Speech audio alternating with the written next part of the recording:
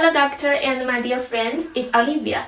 Today I'd like to share my reflection based on the movie on how language impacts the social constructions as well as the characters' self-perceptions. Language is a social act and a perceptual experience of human beings. Language is a media of social interaction and plays a major role in social construction. Language identifies and establishes boundaries between oneself and others. The origins of sociolinguistic language theory implies that language affects both social construction and self-perception. This paper will look at the relationship between language and identity, the impact of language on the self-perception of characters, and the socially constructed functions of language, according to the movie, which is called Enola Holmes. First one, the relationship between language and identity. The theory of development of relationships considers that there are three phases in the development of relationships. The intro phase is the most important stage in terms of the development of human relationships and is crucial for the success or failures of communication. By following the principles of politeness and choosing appropriate language, identity is more likely to be recognized. Once the identity is recognized, the communication activity will move smoothly to the next stage, the personal phase. If an inappropriate language is chosen, the identity is rejected and the activity moves forward to the exit phase. For example, Sherlock said, "Enola, you at least had a governess." Enola said, "She wouldn't like you in here. This is her private space." Enola had opposite attitude on whether her mother is a qualified teacher with her brothers.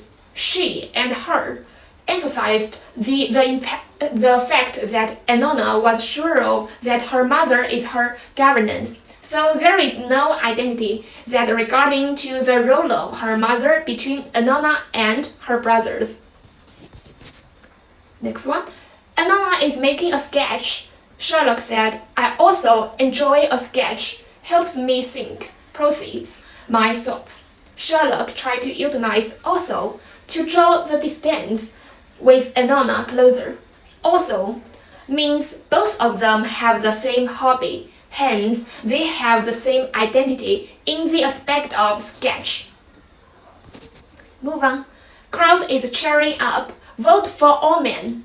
That the leader of crowd yelled, "For all men," is attempting to construct the sympathetic identity with all men, which is male. They try to hide their real intention, that is their personal interests, but establish an illusion that they are fighting for all men. Next topic. The impact of language on the self-perception of characters. Language affects cognition, depends and corrects the degree of cognition. It can also bring about misperceptions, even cognitive ambiguity. For example, Enola's mother said, "You could be anyone." After that, Enola said, "Unlikely most well-bred ladies. I was never taught to embroider. And I was taught to watch and listen. I was taught to fight. This is what my mother made me for." Enola's mother taught her that you can be anyone you want to be. From a young age, she grew up with the influence and did not become a so-called well-bred lady. Language can influence one's self-perception. Her mother's words were repeated throughout her formative years and cemented the place of this idea in her mind as well as the level of perception. Next one. Enola said, "I would enjoy being imprisoned in those clothes." And the headmistress said, "These clothes will not imprison. They will free. They will allow you to fit into society, to take part in it, numerous pleasure, to catch an eye, to attract." From Enola's words, it showed Enola's self-perception. Based on what her mother taught her, Enola made herself was out of the group, which is well-bred ladies. So she rejected those clothes. To the contrary, from this headmistress' words, her self-perception recognized that she was in the group of ladies.